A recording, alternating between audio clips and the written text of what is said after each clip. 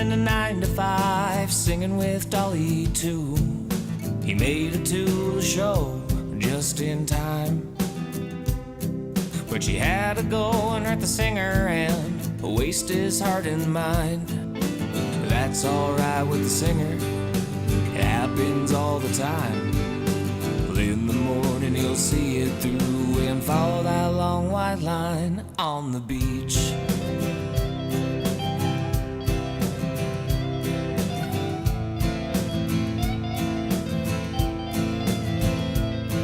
Well, the singer, he did wake up hungover, neurotic as hell, and he got back in them wheels and he bolted out of town. The singer, he was patient, so he gave her a try. The one who hurt the singer and wasted his heart and mind. They were down on the water, she wanted him to swim.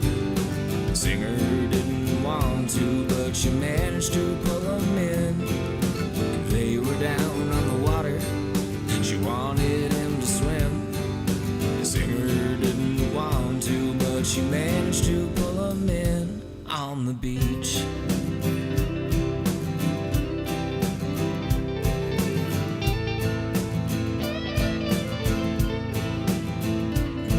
Well, later on that evening, it was mussels and clams and jugs of margaritas on the way.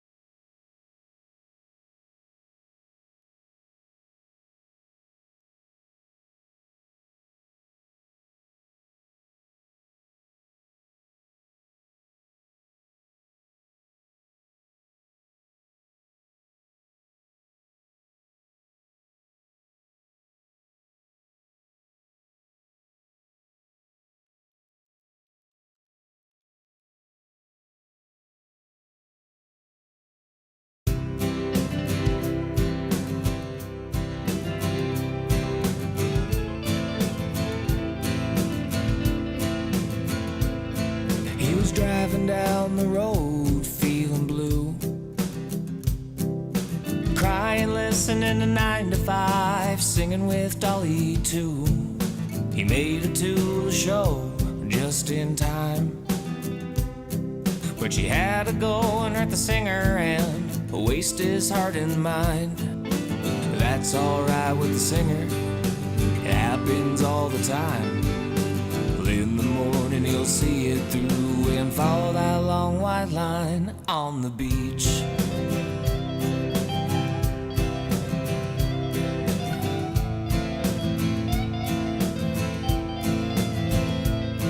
Well, the singer, he did wake up hungover, neurotic as hell, and he got back in them wheels and he bolted out of town. The singer, he was patient, so he gave her a try. Who hurt the singer and wasted his heart and mind. They were down on the water, she wanted him to swim.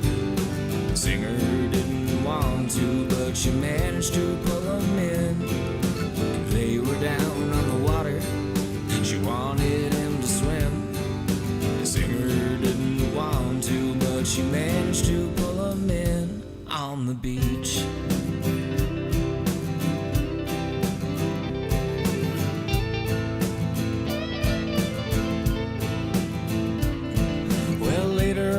That evening, it was mussels and clams and jugs of margaritas. On the way back they held hands. They went down to the water for a sunset cliche. The only thing there is a joint burning away. They were down on the water, she wanted him to swim. The singer didn't want to, but she managed to pull him in. They were down on the water, she wanted him to swim. The singer didn't want to, but she managed to pull him in on the beach.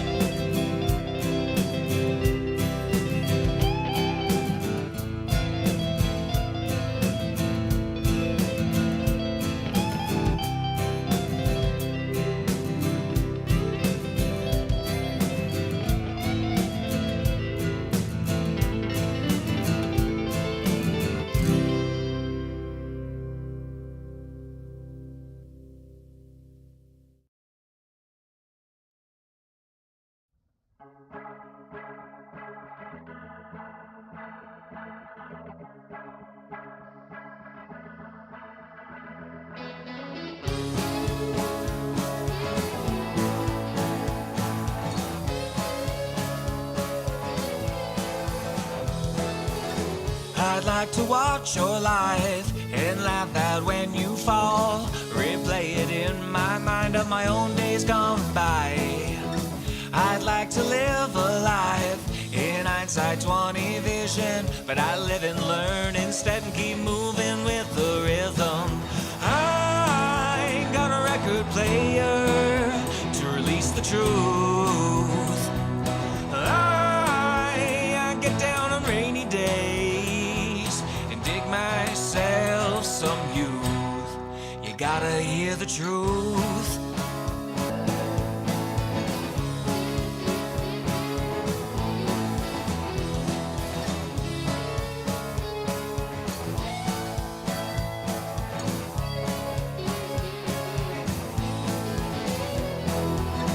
Well, I have added more to my life's resume. The older I get, the quicker I learn that experience is everything.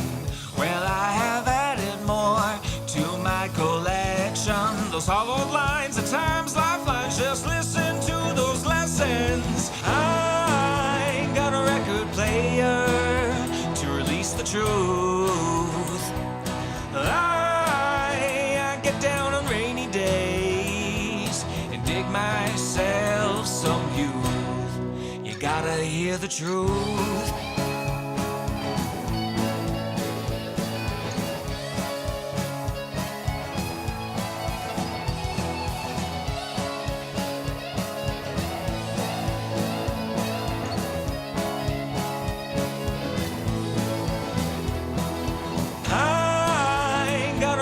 Player to release the truth. I get down on rainy days and dig myself some youth. You gotta hear the truth.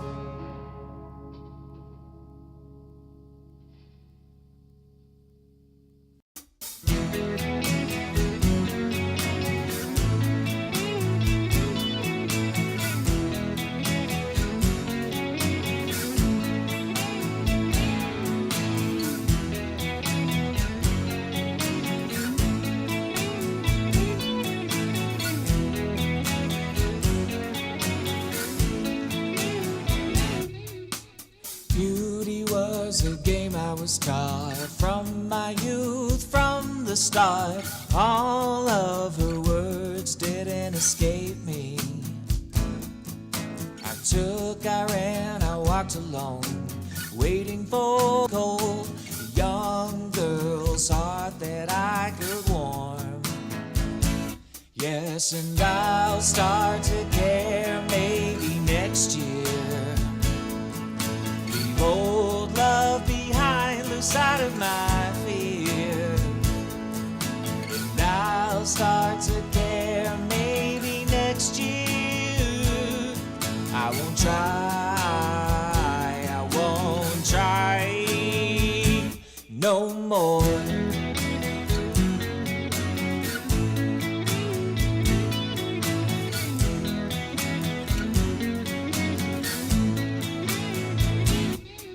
You started off with catalogs, and now you stand amongst the stars, saying to herself, I wanna be sexy. You make mistakes and count your loss. Hop on that plane, don't carry on. The new 365 is your time. Yeah, start to care maybe next year. Leave old love behind, lose sight of my fear, and I'll start to care maybe next year. I won't try, I won't try, I won't try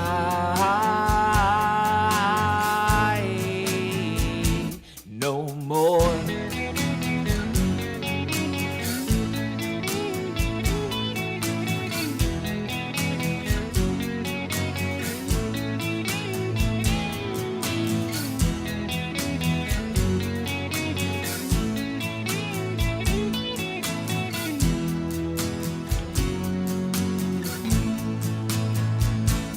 Yes, and I'll start to care maybe next year. Leave old love behind, lose sight of my fear, and I'll maybe next year. I won't try, I won't try.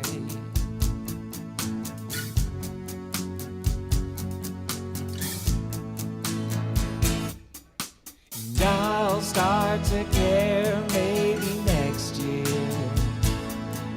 Leave old love behind, lose sight of my fear, and I'll start to care maybe next year. I won't try, I won't try, I won't try no more. I won't.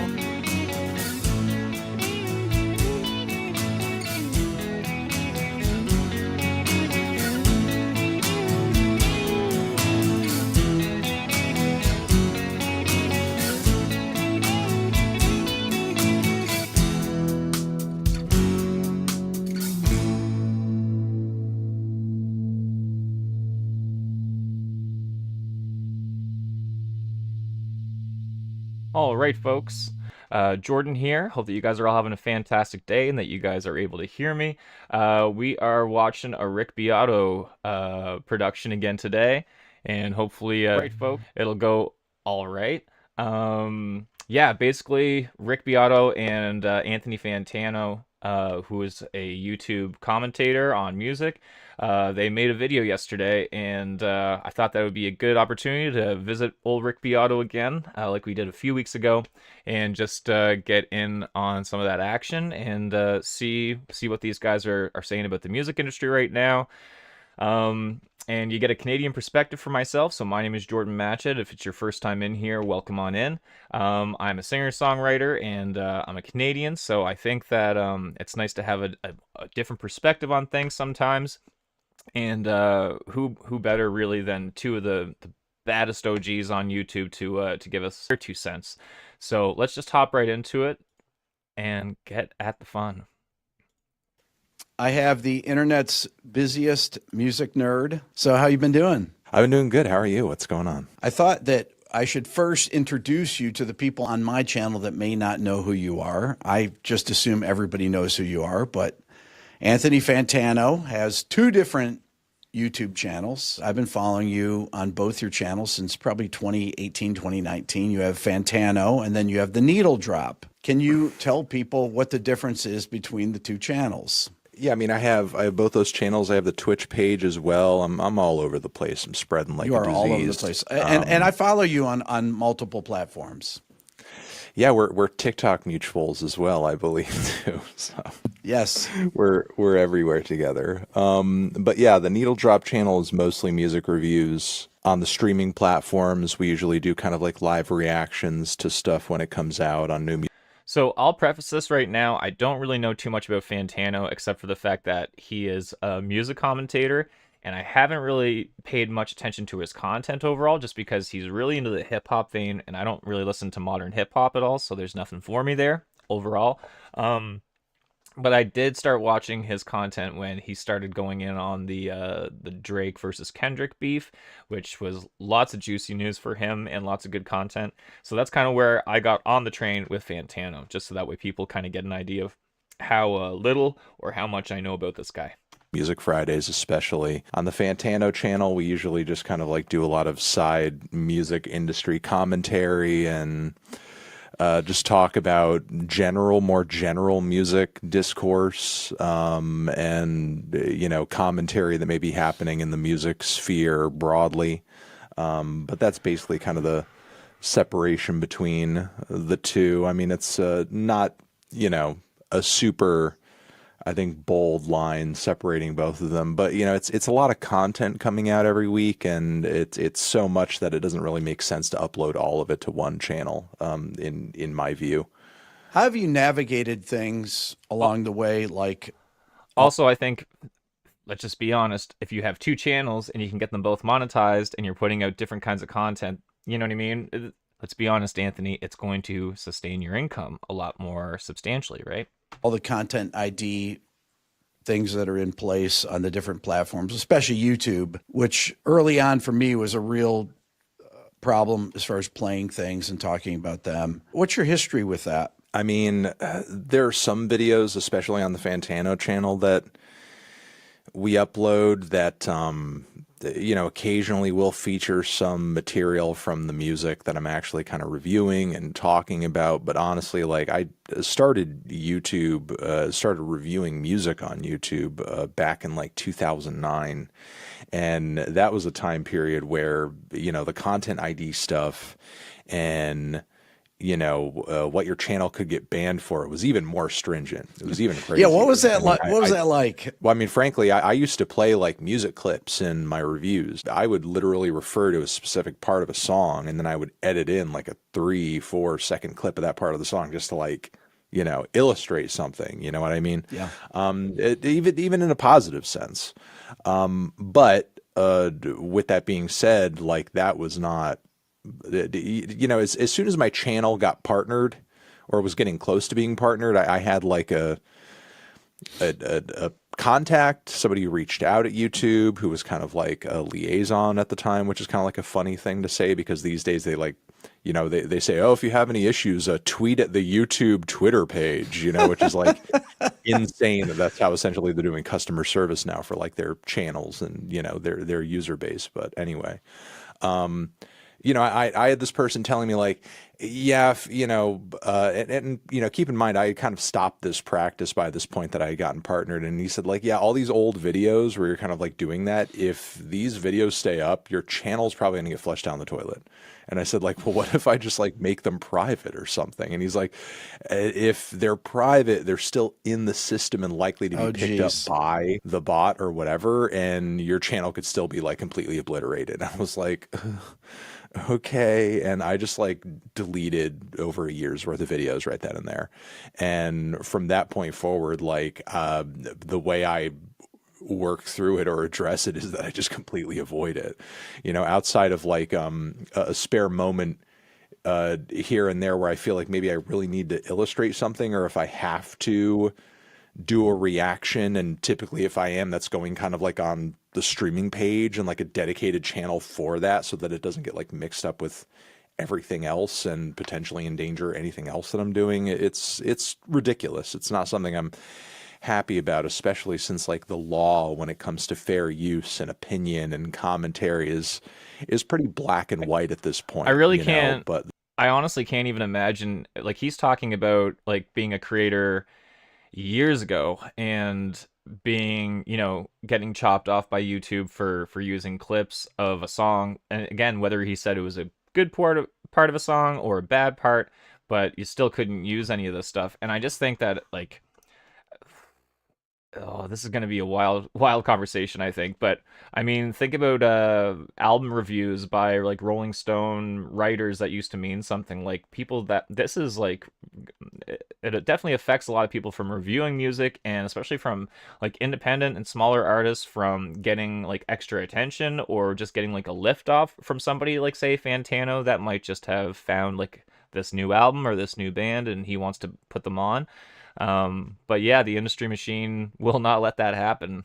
the thing is like rights holders and labels just like have such a sway and so much influence with these platforms that there's like not really much that you as a creator can do in terms of like actually uh, taking issue with it. They talk about it, and if you try to sort of like advocate for yourself on the basis of fair use, there's all of this sort of like interface stuff on the back end that makes it seem really scary, like, oh, this, remember, you're signing like a legal document here, you could end up in court if you say or click the wrong thing. And it's like, okay, but if the rights holders really don't want their music in your video, they just take the friggin' video down anyway. Like, no label is taking any YouTuber into court over Right. the use of a song in a video. They're just telling YouTube to take the video down, and they're doing it. Which again is unfortunate and sad that there isn't sort of like, an actual kind of process. Well, that no YouTuber. Well, you think about like how many YouTube videos are getting uploaded. I think it's like there's a crazy number even per hour, but like let alone per minute globally. Like how much content is being uploaded to this one platform. I'm not sure how feasible of a process Fantano is really wanting, like when you have the amount of volume that they're dealing with. And I can't even imagine how much of that content percentage is probably music creators. Has ever gone to court for having a song in their video. Right. Yeah, and again, I don't know how many times you or anyone you've worked with has had to sort of like, do this or fill out that sort of thing. Or, another thing that I remember about YouTube, I don't even know if this is the case anymore. Like, it used to be that if you had like a piece of media or content in your video, in order to sort of like, fill out the DMCA thing, they used to have to make you watch some like stupid animated PSA featuring Happy Tree Friends, which is like this old Flash cartoon IP that like back in the day was really funny, but like, in the context of like having to fight a record label for like, the rights to kind of like, use a song or to do some commentary or opinion on a piece of media that they own is like, it just so speaks to a level of like low professionalism that it's like, here's an animated short hosted by SpongeBob to teach you about the DMCA. It's like, why am I doing this? I'm a full grown adult. I don't need to learn what the DMCA is and what, fair use is. I know what it is.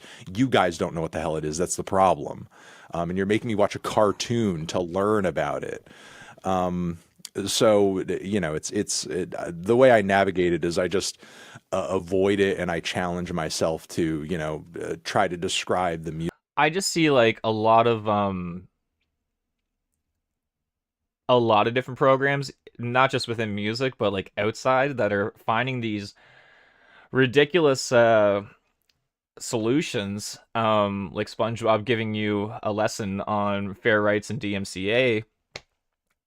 But when like Fantano nailed it, half these people, they're making up these stupid games for the artist to play when it's really all of it's on them. It's like they need to find a solution, otherwise they're going to keep having the same problem. Like, what's the definition of insanity, right? You keep doing the same stuff all over again, and the insanity continues. So this is where we're at in the music industry, apparently. Music, and give my opinion on it as boldly and as upfront as I possibly can, so that I kind of have to overcome that obstacle by being colorful and descriptive with my language, so that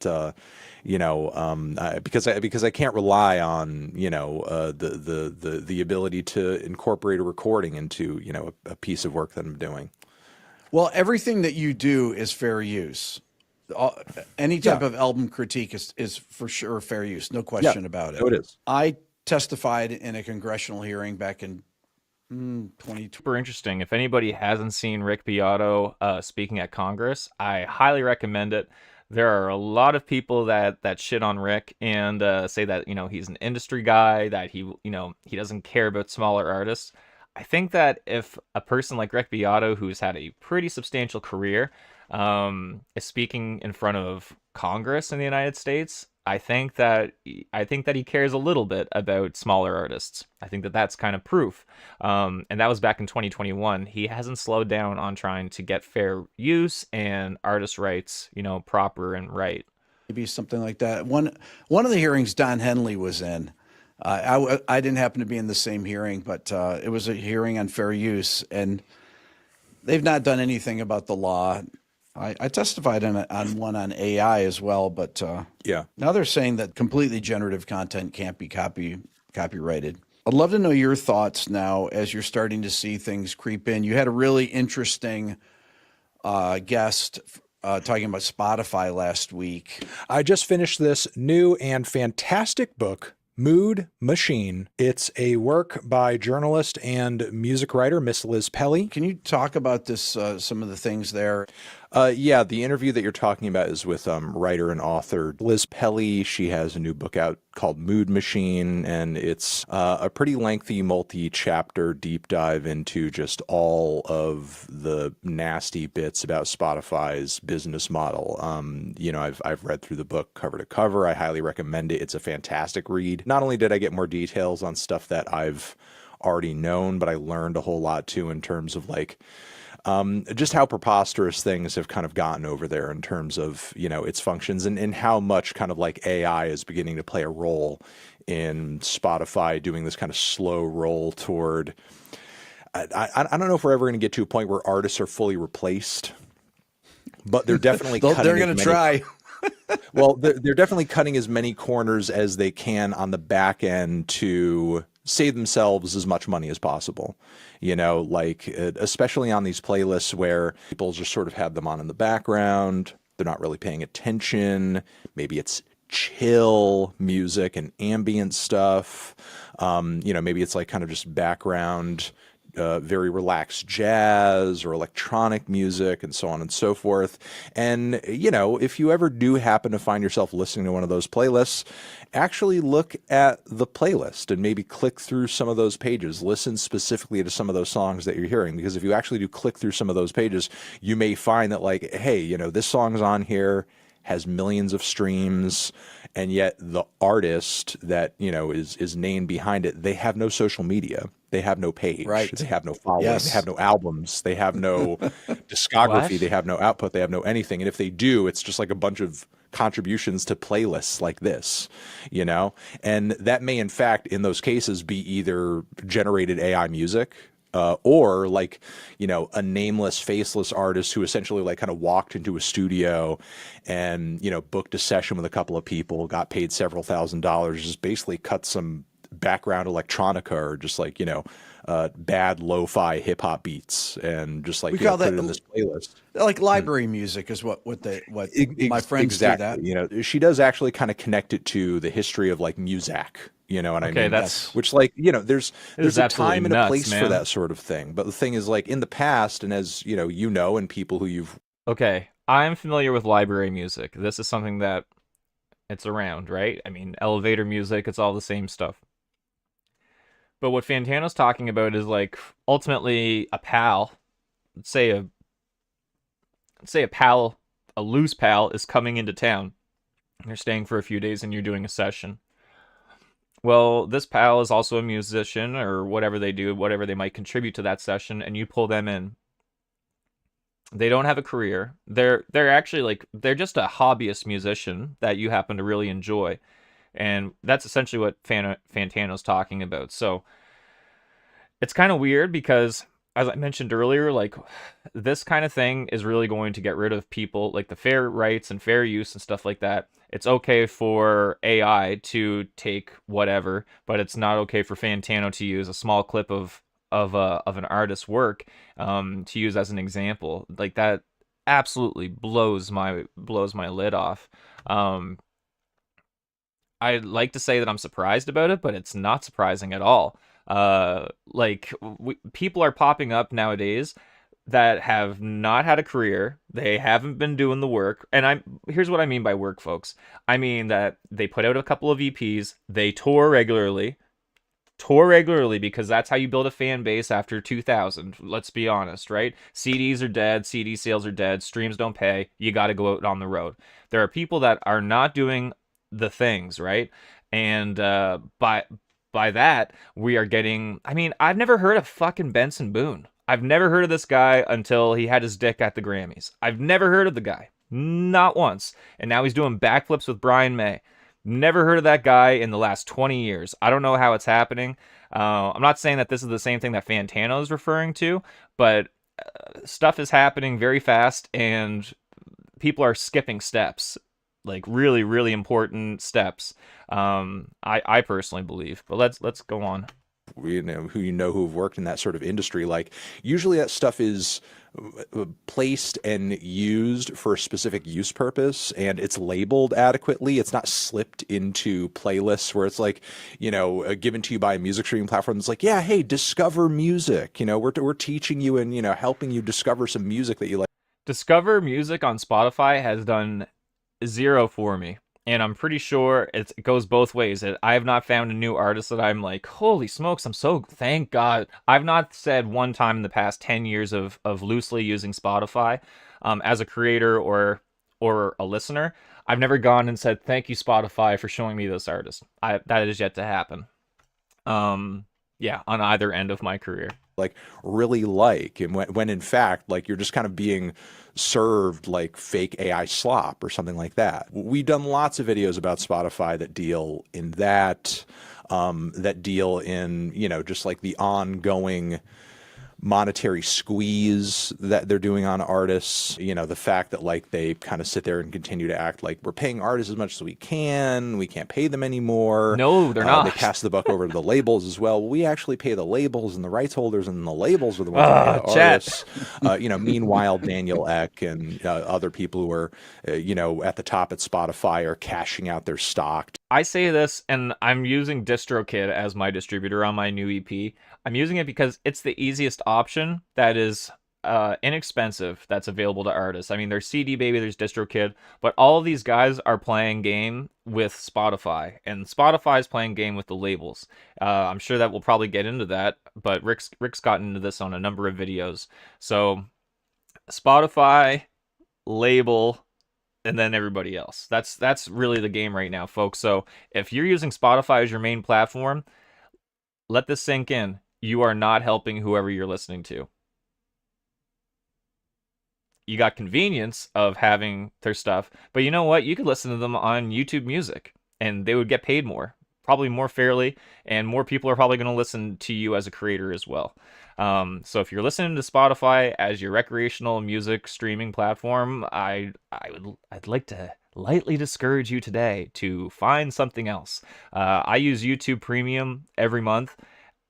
0 ads all the time, and I can find a lot of stuff on YouTube Music, like live performances of my favorite bands that Spotify just won't have. So keep this in mind, and if you're using Spotify, I gently urge you to switch up your listening game. To the tunes of tens of millions of dollars multiple times a year. The major labels have, an investment in Spotify as well, so they have a monetary interest in the platform succeeding, because the more money Spotify makes, the more money they make too. It's just all like a very intertwined web of conflicts of interest. One might say incestuous, which has also been another word for the music industry over the decades. And, once you read the book and sort of like understand the general inner workings of all of it, you see how they're all in cahoots in terms of like, this agreed upon ability to sort of just like rip artists off and just like, continue to pull as much money out of their pocket as possible. So chat, I would really like to think about this. We've heard about these crazy stories about like Janis Joplin's manager, screwing her over. Oh Lord, won't you buy me a new Mercedes-Benz, yada yada. The Colonel with Elvis, a lot of management, a lot of schemery was happening back in the 60s, 70s, and it's always been happening. But I'd really like to know who has been losing out on more money, just given the currency conversion and everything like that. I would love to find out, like, how much did Janis miss out versus, like, what is Chapel Roan missing out right now? 360 deals. Yeah. Johnny _A. Thanks for hopping in, man. Yeah, I absolutely agree with you. It's all about those 360 deals, but those 360 deals, even like those are just labels, right? I think what Fantano, and I think what we're ultimately going to get at in this conversation, or it seems like we're leading to, is a real spotlight on Spotify and how Spotify influences. I mean, the 360 deals is a drop in the bucket in comparison to the money that's being made on Spotify by Daniel Ek and all of his cohorts over there. And where are they again? Not in North America, right? You know, it used to be back in the day, and I've been kind of refreshing on this because I've been reading a great deep dive into the life of, you know, rapper MF Doom in this Rest in book that's peace. been released recently. And you know, I got a reminder of, like, you know, the first how the music industry used to work back in the 90s, and it discussed like the first deal that he and his brother had gotten when they were in this, you know, rap group called KMD. And it's like, No, Johnny, I think that back in the mid to late 90s, I think that's when the 360 deals started getting pioneered back then. I could be wrong, but I feel like it's towards like the late 90s that those 360 deals, when the internet kind of came on the scene in about 99 2000 with the streaming with Napster and all that stuff. I think that's when the 360 deals really came into play. like, oh, you know, their deal was like hundreds of thousands of dollars. But as you know, because you're a veteran at this point, you know, back in the day when you would get those kinds of deals, it would be a lot of money up front, but then simultaneously you're getting charged for the studio time. You're getting charged for this by the label, and you essentially get nickeled and dimed to the point where you don't recoup anything, you know, and this is just like kind of the new version of that. You know, it's like the labels have found a new way to sort of like put artists in position to where it seems like they're making a lot of money up front. They're getting a lot of access. There's a lot of potential there. But all that money is given at the beginning, even before any of the recording process is happening. Then I switch again with the money, yeah. But like when it comes to the money that they're talking about being put out, even today, like I honestly, yeah, payola. I mean, this is old terminology, right? It's just that Spotify and labels have found a way to progress with technology in a way that best suits them, right? As the machine, and a machine of influence, because a label isn't going to build your fan base for you. In fact, that's what they're relying on you for as the artist today. What they're going to do is distribute your album to the utmost degree, to the toppermost of the poppermost. And you better hope that they're going to do a good job, because like I said, there's a lot of people that are popping up. There's a lot of Benson Boones, man. There could be a Benson Boone out next week grabbing his crotch. It's very possible. But then they turn around and they essentially own nothing, and they've made nothing, and they've essentially, you know, again, been ripped off, and any penny that they made on their music has been just, you know, kind of redirected into the pockets of the middlemen, of label CEOs and rights holders and shareholders and so on and so forth. To your point, in January of last year, 2024, Spotify was trading at about $181 a share. It's gone up that much. I mean, that is a massive increase. Musicians aren't getting that. They're not getting that. That little gap, we ain't getting that. Nobody on Spotify is getting that gap. That's crazy. I want to take a look at that again, folks. We should stop and take a look at this. So this is November 2023. We're pushing 200, okay? That's where we're at. We're pushing 200 right there, 2023. Trading at about $181 a share. It's gone up that. So 3 times X. So we're sitting at 600 now, basically. So yeah, that's like a $400 increase. That's crazy. That is substantial. And I don't know how many business people are out there in the chat, but if you guys got an ROI like this, keep doing whatever you're doing. But I highly doubt that about 90% of the population out there are getting ROIs like this. Not much. I mean, that is a massive increase. That investment jump is just a further sign of Johnny. Spotify's lobbying dollars paying off. How effectively they are just so well connected and accepted. At one point, the company was like a canary in the coal mine, you know, for streaming broadly on the internet. I remember when Spotify came out, and I was like, okay, I get it. It's like YouTube, but just songs, right? That's kind of how I think a lot of people thought of Spotify. When I realized that Spotify was truly here to stay, it was probably whenever they came out with their family plan, where you could have like 3 or more accounts or whatever within your household on Spotify.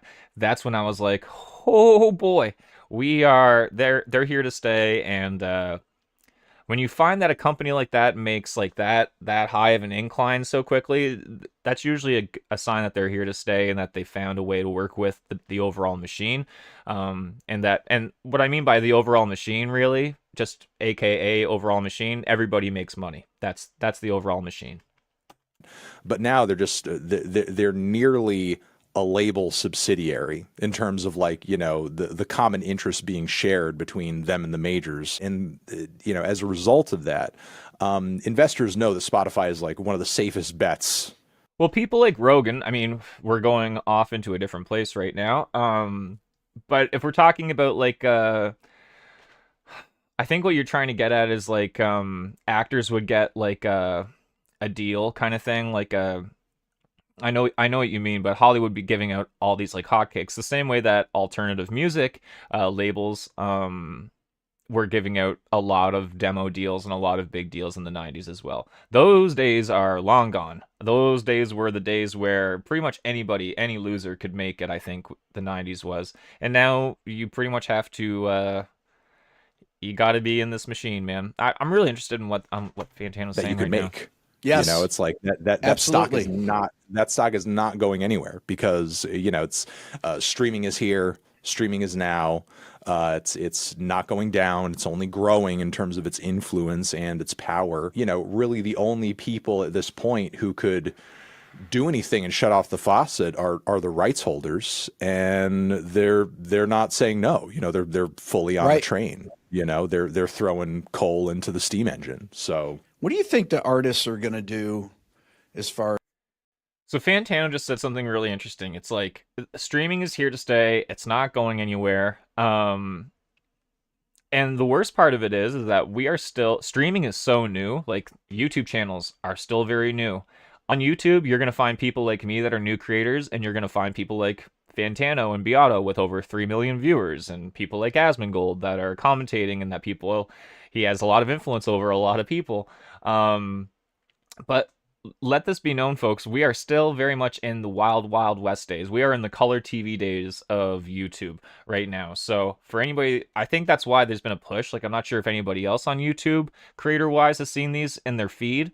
But it's like why 2025 is the best time now than ever to start a YouTube channel. And it's because we are in this wild, wild west of this age and of streaming. And there's still a lot of room. There's still a lot of room for a lot of personalities, and especially with the internet, it doesn't have to be just Jimmy Kimmel, Conan, and Fallon, right? It doesn't have to be that way.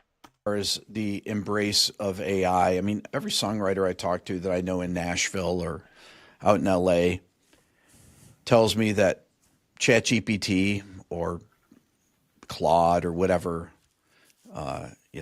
AI program are being used for lyrics now. That's just a common thing. With Suno and Udio or Udio, however you pronounce it. What do you think artists are going to do? Are artists going to basically I think that this is such an interesting dynamic to see Fantano and Beato. I'd actually be so interested to see if Fantano will do like a follow-up with Rick and just be like, yeah, we talked about this and this. I think it'd be really interesting just to hear his perspective on how this conversation went, just because he kind of gave like a little bit of a laugh, like I'm talking to an old head right now to Rick just there. But there's still so much respect that you can feel from this conversation, and I really admire that about these two guys. Farm out their creativity to these AI programs. I mean, some of them, and the most disappointing among them, will, for sure. I mean, again, I'm not coming on here to sort of like make a bold stance and say all uses of AI and sort of like a, creative context are wrong or bad, or sort of like, inherently result in bad art or whatever. Johnny, I honestly don't know too much about Twitch, man. I think that Twitch is directly for, I see a lot of music streamers over there. But it's like, that's just a different crowd. And it's just, I found out that YouTube is more my jam. So I don't really give a fuck about Twitch. Plus, it's super easy to get canceled over there, so definitely not my jam. Monkey Island, Sam Hyde is my fave music creator. That's pretty funny. Just like, just bad entertainment. I mean, I was one of many who last year thought that like, that made me Metro laugh, Boomin, Monkey Island. Thank you for that. Song was really funny. But the thing about that track is that it samples this sound, this instrumental that sounds like, sort of like an old 60s or soul chop, you know, that you would get in a hip hop beat. But the thing is, like, it's a fake song in that style generated by AI where the lyricist is singing about Drake having a Brazilian butt lift.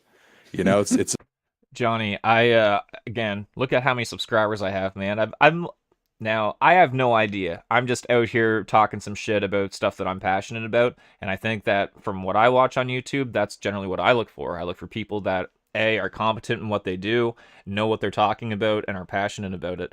And so this is what I'm doing. I'm seeing a lot of other people do it. I'm just giving my 2 cents. I got a Canadian perspective. I want to be in this game, and I've been playing this game for a long time. Yeah, and I got a new EP coming out on Thursday, so there. But yeah, as far as like if you got the content, this is the content, man. I'm talking shit about other people. I play songs on this channel, and that's what I'm doing. I'm just doing this to kind of help everything else, right? Help sustain stuff. I'm not trying to start up like a fucking Joe Rogan experience or anything like that. And if I was, I'd be starting up a cum town. Let's be honest.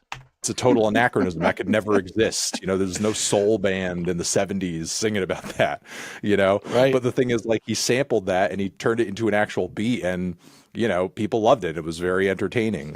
There's a recent JPEG Mafia album, this rapper producer who I'm a fan of, you know, is kind of an example of a similar thing. He has this song where, you know, he's rapping on it. He produced the instrumental himself, but a part of the instrumental is a sample of what sounds like, again, a song from like the soul era, you know, that classic kind of soul single vinyl crackle feel, but it's an AI generated song. You know, there's tons of these fake soul songs all over YouTube that sound like they're something from that era, but they're not. They're an AI figment of your imagination. So, you know, I don't think it's It actually makes me feel really good that Fantano sounds as frustrated as probably the creators out there probably feel about this situation. But you know what? Now that Johnny has talked about Twitch a little bit, I will say something that bothers me about Twitch is that a lot of the background music that you're listening to from creators is AI shit. So that means that people like me, that they could have chosen their song or my song or something like that, I miss out on royalties, and some fucking robot is stealing bread ultimately. They're stealing our gerbs. YouTube cool that you can network with others and do the same content. Look at these two, Fan and Rick networked on YouTube. Yeah, man. But it took a long time, right? Like, I think that Rick's been doing this shit longer than Fantano. It's just that Fantano, I think because of the younger edge that he has attracted a lot more viewers and more like long-term fan base. The reason why I love Rick Beato and why I watch him more than Fantano, this is like one of the first like real full Fantano videos I've ever watched, aside from his Kendrick and Drake beef videos. But I watch Rick because I'm a musician, and he does versatile interviews with everybody underneath the sun, whether it's a prog rocker or a jazz guy. So it's entertaining for me, and he's got a fine resume. He does. My bitch about Twitch is you have 2 to 3 years, then they cut you.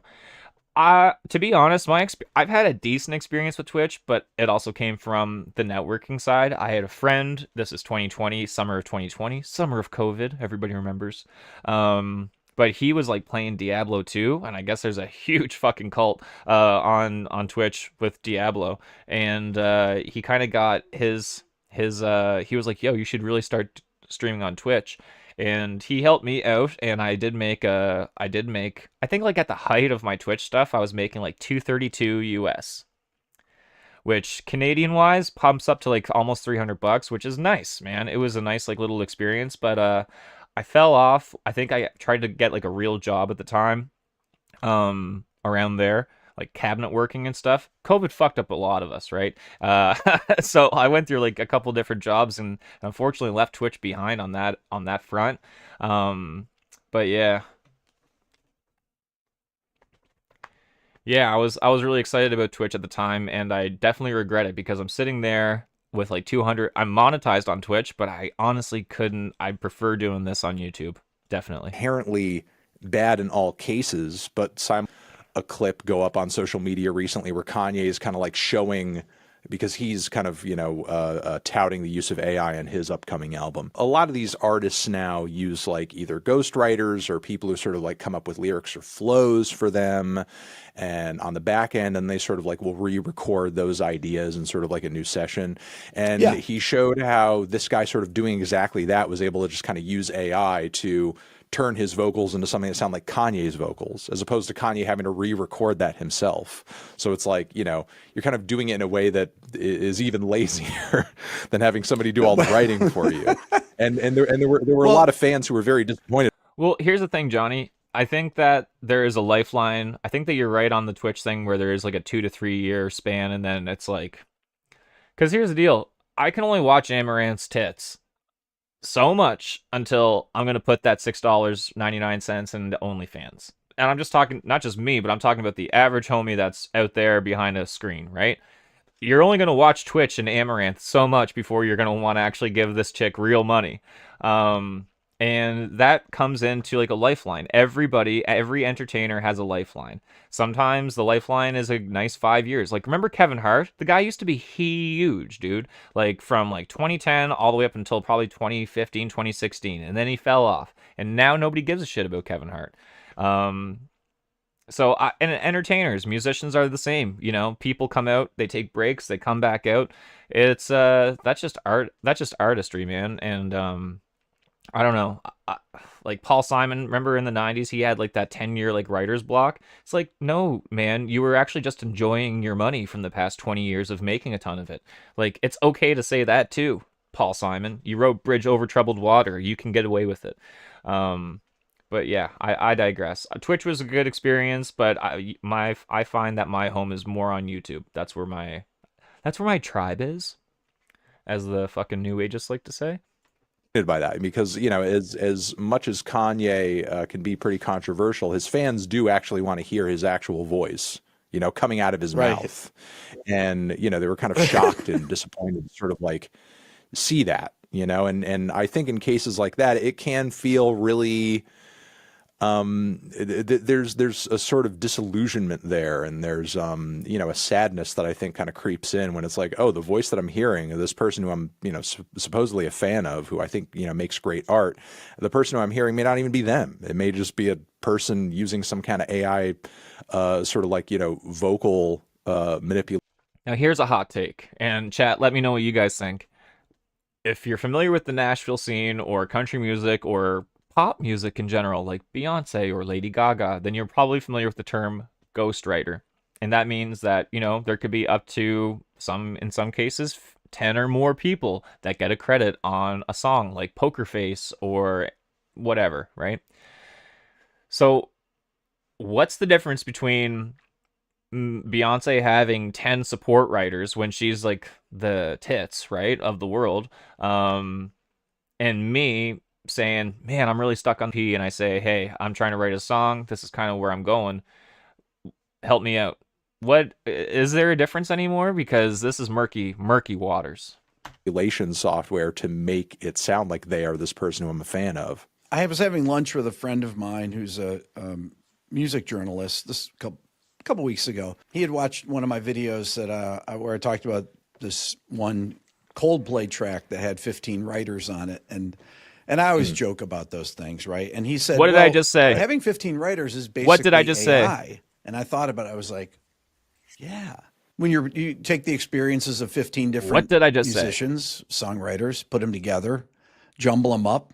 That's kind of what AI is. Except you can do it a lot faster. Yeah, Rick. There is a truth to that. I guess at the end, dude, me and Papa Rick just thought the same for a second. Holy shit. Of the day, as long as it comes out with something people want to hear, yes, I feel like there is an argument to be made on behalf of that process. However, the real issue, the real problem is that they're not real people. That the 15 artists, songs, creators, writers, he's gonna say they get paid. Watch, he's gonna say they get paid. Whoever's work that AI model gets trained on, Oh, there never mind. I was wrong. pretty much at this point are little to no rules, regulations, expectations in terms of those people being paid. So, 15 different people who made 15 different records could have their album 2 for right 2. now, and there are many more than that in actuality. And my hypothetical is not a hypothetical; it's real. I thought too, as soon as I said the AI stuff, I was like, what did I mention earlier? There's bread being, like, Spotify is taking bread out of people's mouths, right? AI will take bread out of those ghostwriters, as despicable. If you are a good songwriter, if you are a Taylor Swift, if you are a Beyonce, if you are a Chappell Roan, I don't think that you need 10 songwriters. And I don't think that you, and if you're Coldplay with 4 members in your band, Chris Martin, I don't think that you need 15 other people. Okay? You got a band. There's 4 people there. Use your brains. You got here by yourselves, right? Come on now. You could have those 15 different. Fix you, Chris Martin. Fix you in the way that you're writing songs, brother. You don't need 15 fucking people in there. Records and 15 different creators, all having their albums being trained by this AI model that's being trained on them. And it's essentially spitting out music that's copying that stuff, but those people are not being paid. Their work is not being acknowledged. They're not getting any credit. Some of these platforms you were mentioning earlier have literally spat out songs where, a vocal is on top of it and it sounds like Future. It's literally like Drake's voice. Yeah. It's literally like, the voice of some other very popular artist with tens of millions of listeners on Spotify. And then afterwards they're like, oh, whoops. Dude, that's like the snakiest shit you could do. That's like me saying, I'm going to write a song and I'm going to manipulate my voice to sound like Chris Stapleton, and then I'm going to throw it on every Spotify playlist that has Chris Stapleton on it, and then try and pass off my shit as Chris Stapleton. That's exactly what Fantano's talking about. It's the same. Ghost 2 types, one that get their name on the sign contract and never talk about it. There's another channel on here, I can't think of the gentleman's name, but he's a good interviewer, but he only talks specifically to songwriters, big ones. You can learn a lot about ghostwriters that way too, and I've been learning a bit more about that. We didn't know it was going to do that. we thought it might come out with some kind of amalgamation of like 4 or 5 different vocals from different places, but yet no, it just came out with a vocal that sounds exactly like this specific platinum selling artist's voice. Oops. So again, these people's work it's being copied and it's being rehashed by these programs, and they're getting no credit for it. They're getting no acknowledgement. And if there was actually some kind of process by which okay, every single time your work is incorporated by our software, you get I'm just thinking of every 17 to 24-year-old right now that doesn't play any instruments but is a beat maker. They're just their heart just sank into their stomach after hearing Fantano say that. They're just like, yo, but I'm just making $15K off of YouTube making beats last month. And Fantano's just like, maybe there should be a process where we can tell what the fuck is real and what isn't. This amount of money, or you get this cut, or you get that. I mean, that would be one thing. There'd be, I feel like, a fairness there about that, even if we don't like the direction this is going in artistically. That's still money going in artists' pockets, and as long as that flow is continuing, there's still at least an incentive to create. But if you cut off that money and there's no exchange there as a result of that, all you're doing is replacing artists and just telling them to fuck off. And just saying, well, we've replaced you. We've come up with essentially. Well, okay, Johnny, what they don't talk about is where it would be cool to use AI that way, like fan reviews music. Okay, I don't really know exactly what you mean. But as far as using AI in a cool way, I mean, I think we already just got rid of a bunch of ghostwriters. But the problem, again, I think at the crux of the biscuit, because Fantano's bringing it up more than Rick, is that AI is going to rob people of making money and making a living. And then we have to worry about trying to think, for me, I want to hear a real song about a real experience from a real human. Training a model is only going to get you so far.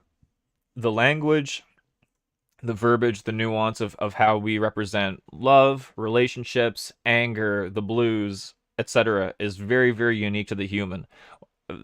Training an AI model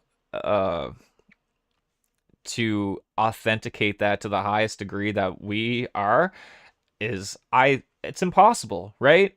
That's what the difference is. It's AI versus human. The two are not mutually exclusive. What you do, so you can just go away now.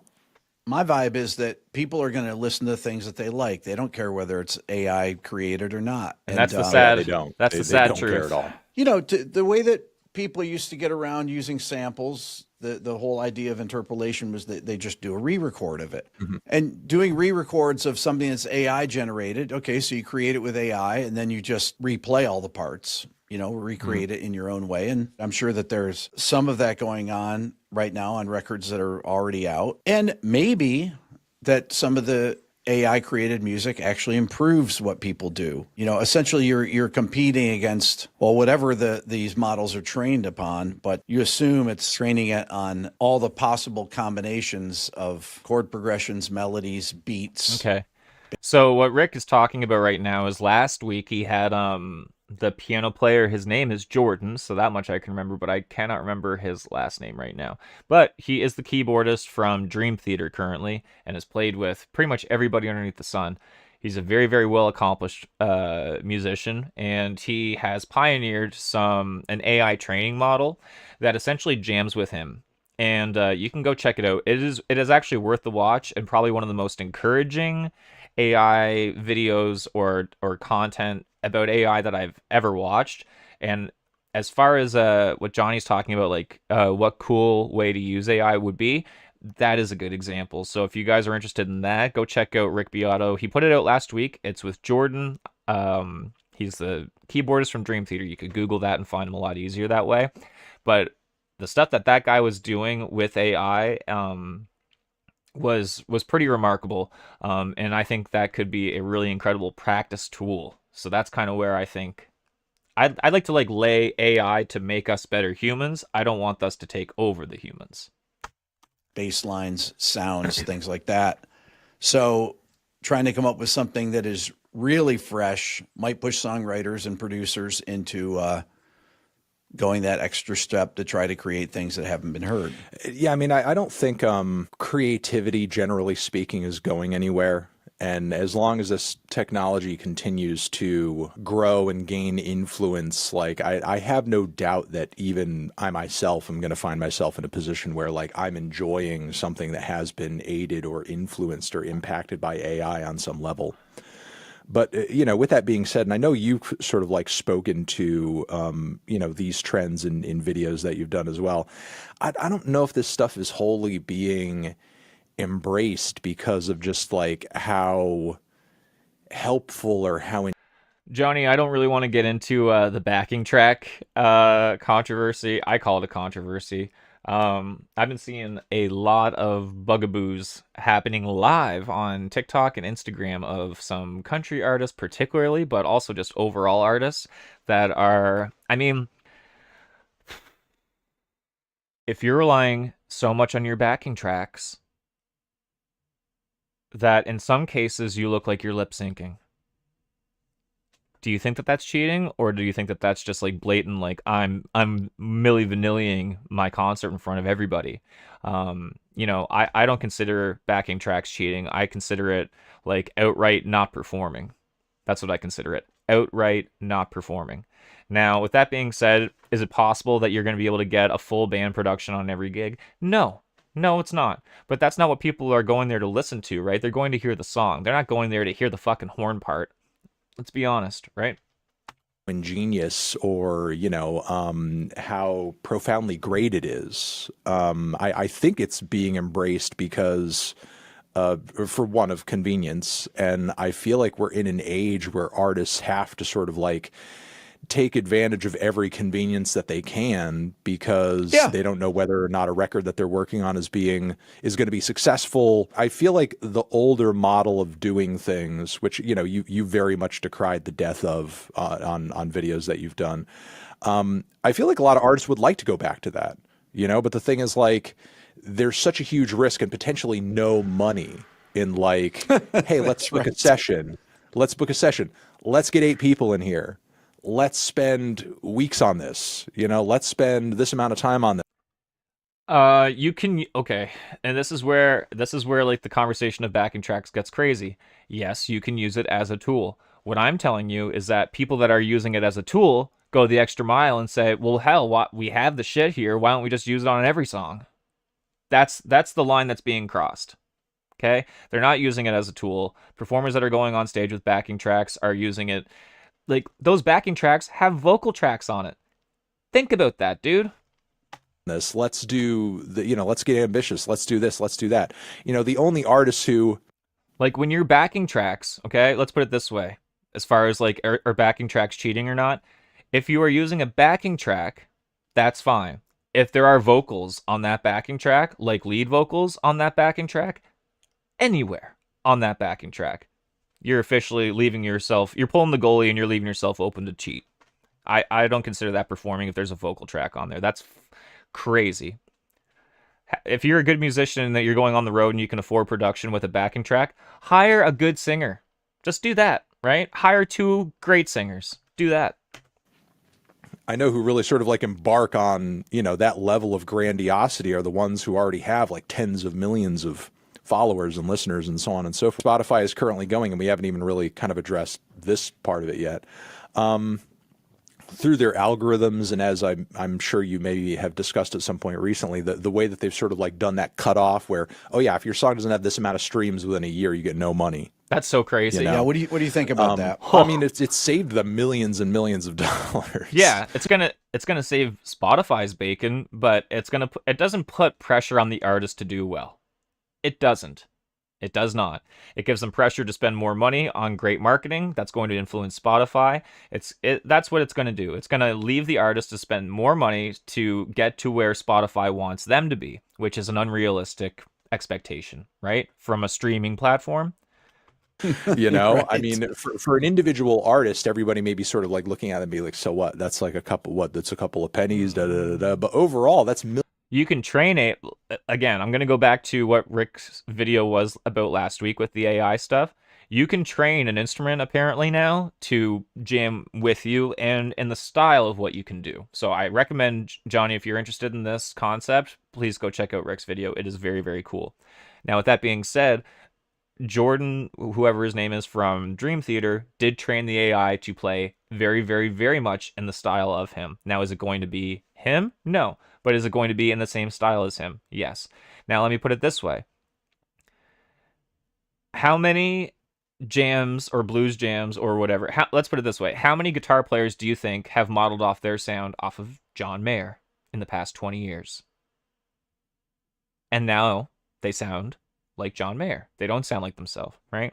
So this is what I'm talking about. You can model it to a certain point, but they're never going to be that thing. You're right. that adds up to millions of dollars for Spotify. So they're saving themselves tons of money. And I think slowly what they're doing, and I think these rates will probably increase down the road in terms of like what the cutoff is. And I think Spotify and between that and their algorithms are going to just kind of like find more ways to essentially just say F you to independent artists and find a way to just kind of like further streamline and pipeline their platform and everything that it does toward, records owned by and supported by the majors, cut out more independent artists who aren't necessarily proven to be cash cows on the Spotify platform, and just kind of, widen that monetary gap between the most successful and the most obscure among the artist community. And I feel like it's going to put artists in not general, but genuine music fans in a position where like, okay, I go on this platform that's allegedly the biggest for music and the best for music. And I go on here and all I hear is just like the same shit. The same shit. Probably. Is that what he's going to say? Generic mainstream crap that you could possibly imagine that shit has, no soul or artistry to it. It's just sort of like wash, rinse, repeat everything. Maybe it all becomes AI at that point. Who the hell knows? I want to hear an actual song made by an actual person. Where am I going to go for that? There's going to need to be an alternative. I don't know what that will be, or if there are some platforms out there that could sort of like serve as that in lieu of Spotify, but I potentially see things ending up in a place where people want to hear an actual musician express something genuine and create a real piece of art that comes from their heart, they're going to need to go somewhere else for that, because Spotify is going to either make it difficult to find that sort of thing on their platform, make it difficult to find it, hear it, stumble upon it, for a different sort of actual sort of like, you know, genuine artistic experience. I think a lot of music fans and musicians may find themselves where. I think I was reading recently is that Spotify's talking about having a three-tiered system where I feel like that's a part of the out. eventual process of it's, again, squeezing out smaller artists. You know, the fact that they're constantly tiering it out now. It's like an artistic caste system. Exactly. Is essentially what they're doing. When I do these Spotify top 10 countdowns, I do one every 4 months, just so people on my channel, because I have a lot of non-music people that follow my channel, and I do it because that's usually when there's a turnover of all the songs are different. It takes about 4 months for everything to play out. Now, for the creatives out there that upload music and stuff, think about the distribution service that you guys use, whether that is CD Baby or DistroKid or what have you, right?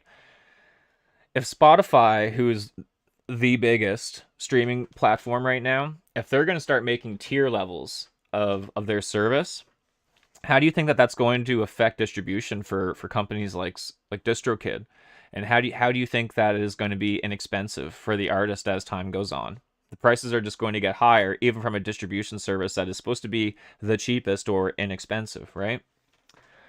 The new thing that kind of scares me is the platform's not AI or the DMC rules, but for a young guy who jammed his or her whole life, got a cool DAW with a ton of VST, and a platform will only take recordings in Atmos. Well, depending on the DAW that you're working on, you can also have your recording in Atmos, and I believe also depending on the distribution service that you use, they will also convert it to Atmos for you, so that makes things easy. But yeah, there's a lot to be somewhat concerned about, man. I don't know. We're kind of getting close to the end. That's in the top 10, and invariably people will write in the comments section. I mean, I don't go through the comments except in the first like 10 minutes or so to see if there's a dropout in the audio or something like that. But people will say, I don't believe these are the top songs in the top 10. That's not true. And well, why aren't they playing? Why wouldn't these be the most played songs? I understand why people feel that way, and I'll try to explain. I'll tell anybody wondering that exactly why that is right now. Okay, it used to be, if your context for what popular music is, and this is very much my context, if your context for what popular music is like any major hit that you could possibly name in the 80s, 90s, 2000s, whatever, like the reason that we all had this kind of like monoculture type understanding of like, you know, what the hits of the day are. It's Thriller. It's Hit Me Baby One More Time. It's, you know, Smells Like Teen Spirit, is because this was music that was either created with the intention of, or, you know, was kind of like groomed through the industry in order to hit in a way to where it just had a super broad appeal among as many people as possible. Because if you were going to make money in music, that's how you made money. That's how you sold records. It had to be a record. If it was going to be a mainstream record, if it was going to be a hit record, it had to be an album that, you know, appealed to a lot of different people from different backgrounds who wanted to hear different sounds, so on and so forth. You know, we all love Nirvana, Smells Like Teen Spirit. That is not a record that specifically only punks like, you know, or specifically only metalheads, or specifically only just, you know, kind of your general rock fan. That's a record that a lot of people like and enjoy. Everybody likes Nirvana. You know what I mean? That was what sort of like defined a hit-making artist or band during that time, a band that appealed widely. These days, what makes for a hit record or a hit artist or a hit song is not can that song be streamed or listened to by as many people as possible. That's, you know, popularity, wide popularity is definitely still a part of the equation. It can be. But specifically, the real way to make money and generate success as an artist these days is to make music that's endlessly replayable, respinnable over and over and over by a really passionate cult following of people. So that's Right. why you have all these kind of like major top 10 hit songs where, you have a lot of people that look at these lists and they're like, I don't know who the fuck half these people are.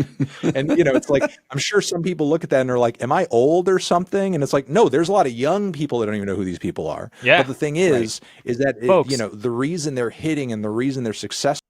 Just over an hour ago, I was talking about Benson Boone and how there's all these people just like him that are going to be popping out week by week. And it's like, I've never heard of this guy. They're just popping out. And Fantano's breaking it down for us and giving us some game right here. This is nice. Is not, again, it's not because they're appealing to as many people as possible. It's because, look at Taylor Swift. It's like, that record was one of the biggest albums of the year, the Tortured Poets Department. But there are tons of people who haven't even heard a single song off that album. Yeah. And it's all because, and they don't need to. They don't need to. The reason it's successful is because the Swifties are the ones that are listening to that album over and over and over and over. And she did the right thing by dropping a deluxe that's an entire other album of material. She just gave them more of what they're going to do. Don't give them one album they're going to listen to 5 times. Give them 2 albums they're going to listen to 5, 10, 30 times and go over every single lyric and so on and so forth, in the way that they do. So that's the way you generate success in today's day and age. And, look, there's definitely artists out there who are still making music for, broad appeal. I mean, I think like Chappell Roan, for example, is a bit of an anomaly in the pop sphere these days. And I feel like she makes music that appeals to a lot of different types of music fans and different generations. Taylor could get signed, her dad. Yeah, I mean, it's so tough to talk about Taylor Swift and tell the truth at the same time. It's very tough because there's a lot of Swifties out there and they will come and they will say that she's a strong woman, that she did this all by herself. But I encourage anybody that's interested in Taylor Swift to go look at what her dad has done for a career. Maybe then take a look at like how much does somebody in his position make. Actually, you could just look up how birth, and that would probably spell out a lot for you. Taylor Swift is the ultimate example of if you have enough money behind you, you can do it. You could be a queen. Generations of music fans, without necessarily intending to do so, mind you. Right. But, it just sort of happened to, I think, kind of turn out that way organically. But make no mistake, her music is also, very endlessly replayable. And is also sort of like succeeding within that model as well. But, the model these days is. And you're right, Johnny, she does have skills, and she has very, very special skills.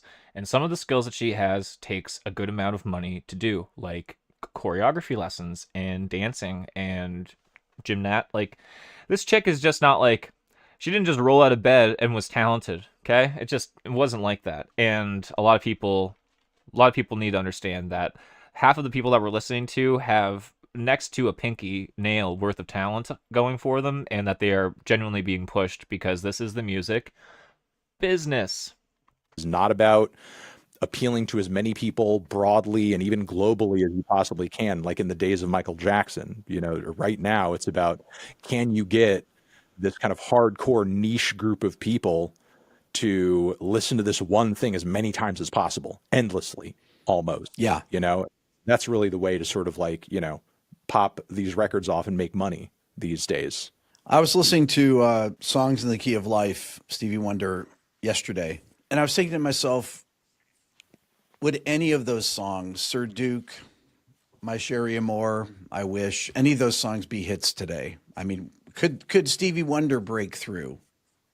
I don't know. What do you think? I think the short answer is no, just based off of the fact that, like, current trends and aesthetics don't match what those songs are, if you get what I'm saying. But simultaneously, I would also like to think, like, if somebody on Stevie's level of talent and ability were you to plop him in the music industry today and just sort of be like, okay, go, figure it out. I would like to think, as long as like the support and the resources were there and he wasn't faced with starvation, Mm-hmm. like a lot of other, like a lot of artists are. And and obviously Stevie had his own obstacles to overcome, clearly, in his day and age. But still, with that being said, if the resources and the time were there for him to do what he needed to do, I would like to think that he would be able to mold himself, to what was in front of him in order to see success and create what needed to be created, in order to sort of like reach the audience that he wanted to reach. I mean, I feel like if you're a creative person, regardless of what the paradigm is thrown in front of you, you'll find your way to work through it. I think like the real sort of like hardest obstacles that are put in front of artists these days are again, time and resources, because I feel like everybody generally has found ourselves in a place between the internet and work and cost of living and so on and so forth, where there's not as much time. There's just not as much time. Honestly, I can speak on this. Like, I was thinking about this the other day, and like my heart dropped into my stomach when I thought about it. But I was thinking about just listening to music and how much that is important, and how much throughout my entire life, just listening to music, I'd often listen to it before bed. But just overall listening to music, finding new music has, like, it's not even a blip on my map anymore, which is so scary as a musician, because you're trying to find new artists, you're trying to be inspired. But you're also not, you also want to have your own little vacuum of what you sound like, right? And you don't want too much to be in the gumbo that you're making, that's somebody else's gumbo. So it's like, but yeah, and there's really like, who's listening to an hour worth of music these days? I like to even know, like, inadvertently, yeah, probably at work, you got the radio on or something like that. But inadvertently, like, how much time are you personally taking out of your day to personally sit down and be like, oh, I'm going to listen to this new record? You're not, right? Half the time we're going to listen to the single that is being pushed out, probably by Spotify or what have you, or on the radio. And then that's that, right? I feel so bad, and I feel a tremendous amount of guilt for not taking more time just to listen to music, let alone create. That's like a whole other thing. Like, there's only so many times in a day between me having to do a real job, me wanting to be a songwriter and take the time to try and be a songwriter and sit down for maybe an hour a day, two if you really want to get something done, and then say, sometime that week you want to do a recording.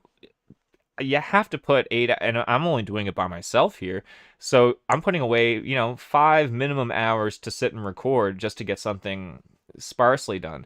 So Fantano's kind of nailed it really right there. That, like, really, that speaks to me, man. 2 to 3 hours of honing shit a day. Yeah, whatever.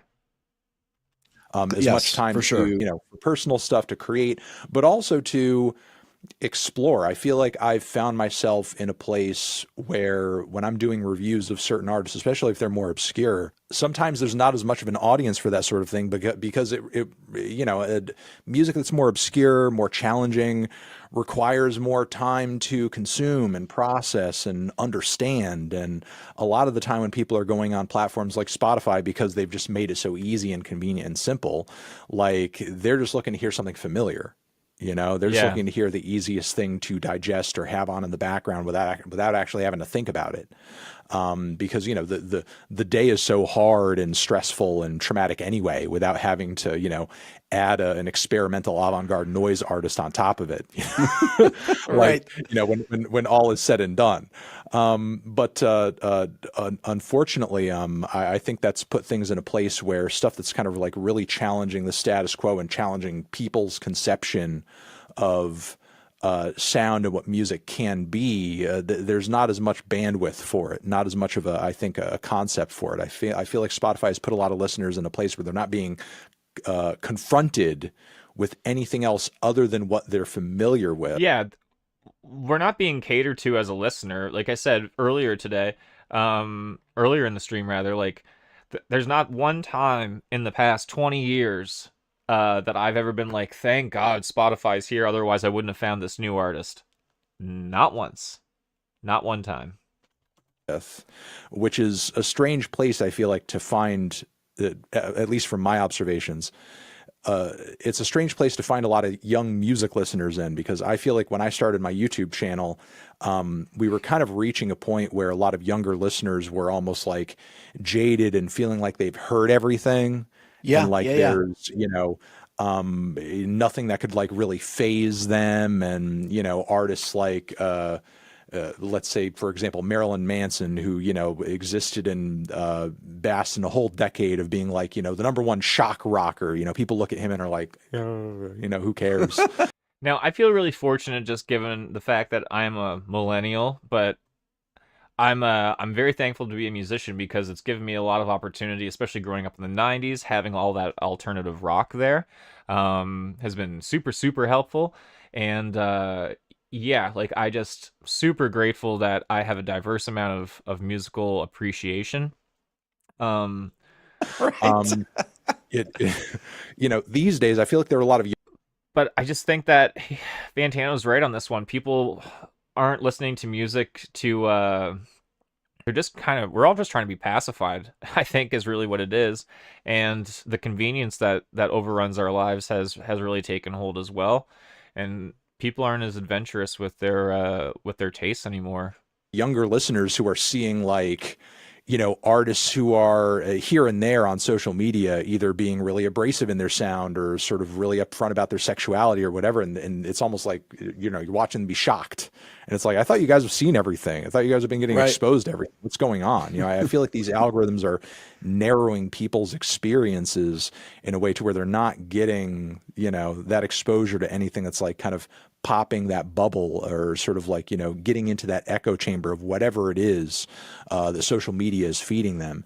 And again, as a result, I feel like art is kind of being hurt as a result of it, because weirder stuff, more experimental stuff, which, I mean, Spotify has had in its sights in a way to where they've almost like made an enemy of that scene, in a nemesis sort of way, because they've been finding ways to either replace that stuff through AI and through ambient playlists and so on and so forth. Or literally deride that sort of stuff in comments or, pressers that they're doing where they're like, yeah, all this kind of weird music, there's like no real place for any of this stuff. We're going to find ways to demonetize stuff that's like field recordings and stuff that we don't even really deem music, honestly, but simultaneously we're going to pocket as much money that we can off of fake AI music. Absolutely. So, there's a hostility, that is what I wanted to say, toward that sort of stuff on the Spotify platform. And I feel like that's going to continue to expand as they realize that, yeah, if we keep narrowing down our algorithms and the focus and the user base on our platform to just the candy, and we don't feed anybody else, we're just giving them the candy. And as long as we do that and continue to force that, we make more money. We're just going to keep doing that. And I feel like the temptation to keep putting money in shareholders' pockets is going to be too great, and they're going to continue fucking over artists and fucking over listeners for the sake of that. Anthony, so a lot of people don't realize that you and I have been friends. I've been on your channel before, and I really appreciate your takes on music. I think you're brilliant. You're hysterically funny. When you do your spottle or whatever and you guess things, or you'll listen to just a drum beat, and you do so many different things. You'll do these things on TikTok typically, and you're incredibly knowledgeable about so many genres. And I encourage my people that don't know you, that are watching, to go follow your channel. I'll put the links in for your different social media platforms. And I just really, I think you're great, man, and I appreciate everything you do. So I appreciate you hanging out with me today. Yeah, I mean, well, that's why I've had you on my channel too. I think you do cool stuff. I think you bring a perspective that people need to be like reminded of. I think you have an experience and a knowledge base that like is difficult to find in the music, commentary sphere. Absolutely, Johnny. Fans are everything, man. I mess with anybody who sort of like comes at what they do from a point of passion, regardless of their. Are they just glazing each other for the last bit? experience just level, listening. because there was a point at which I was kind of doing this and I was still figuring out how and figuring out, what I should know or needed to know in order to sort of accomplish my goals. But, you come at it with an experience that, again, I don't feel like a lot of people kind of bring to the table, not only in terms of like time, but what you've done, in the music industry over the course of your lifetime. Cool. Well, thanks. Appreciate it, Anthony. And that was it, folks. That was Rick Beato and Mr. Anthony Fantano doing their thing. I don't know why they would title it Beato and Fantano Square Off. I really don't think that they needed the clickbait. I think that if you just had shown these two on the thumbnail, they would have been in fine shape. But you got to do what you got to do on the internet, I guess. But yeah, that was super interesting. I hope that some people learned some stuff today. That's what living is all about, right? Just learning every day. But yeah, I'm super appreciative of these two guys getting together and showing us some game and kind of breaking it down for Spotify. A lot of people I don't think that they even want to hear it. I don't think that they want to hear that Spotify is bad, because it's been such a convenience over the past 10 or some odd years, 15 years now, 20 plus. And I think that is super, super unfortunate. Especially when a lot of these people, they would genuinely love to help out the artists that they're listening to. They probably do genuinely feel bad that they're not getting properly remunerated for their efforts or their time or their labor or their artistry or their craft. Yeah, it's definitely that's a lot to digest in there. But luckily this is YouTube and I can go back and watch this video anytime. I do recommend you guys check out any of Rick Beato's videos if you've never seen him before. He is an incredible content creator and a fine musician. And we are on the internet are very blessed to have somebody like him giving us content often. And check out Fantano if you like music reviews and all that stuff. My name is Jordan Matchett. It has been a pleasure to hang out with you guys today. I have a new EP coming out this Thursday, so tomorrow. It's going to be out everywhere. So I would recommend going to YouTube Music if that's where you like to listen to music. It's my favorite platform to listen to on. And go take a listen to it. This is the main lead single off of that EP. It's called On the Beach. I hope that you guys have a fantastic day. Thank you guys all so much and take care. Feel free to like and subscribe if you guys enjoyed this video. And I'll see you on the next one. Bye-bye.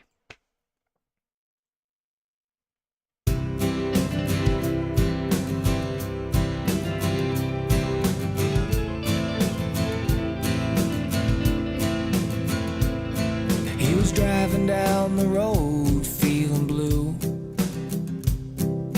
crying, listening to 9 to 5, singing with Dolly too. He made it to the show just in time, but she had to go and hurt the singer and waste his heart and mind. That's alright with the singer, it happens all the time. In the morning he'll see it through and follow that long white line on the beach.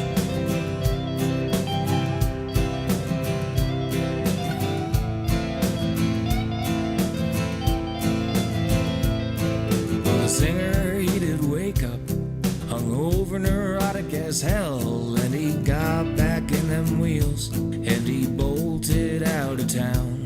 Singer, he was patient, so he gave her a try.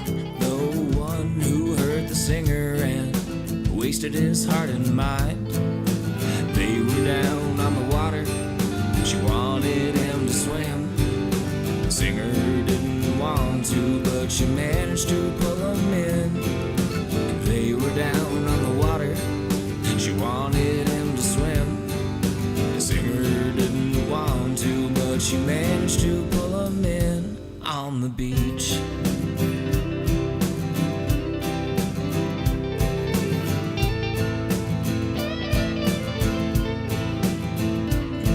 Well, later on that evening, it was mussels and clams and jugs of margaritas. On the way back they held hands. They went down to the water for a sunset cliche. The only thing there is a joint burning away. They were down on the water, she wanted him to swim. The singer didn't want to, but she managed to pull him in. They were down on the water, she wanted him to swim. The singer didn't want to, but she managed to pull him in on the beach.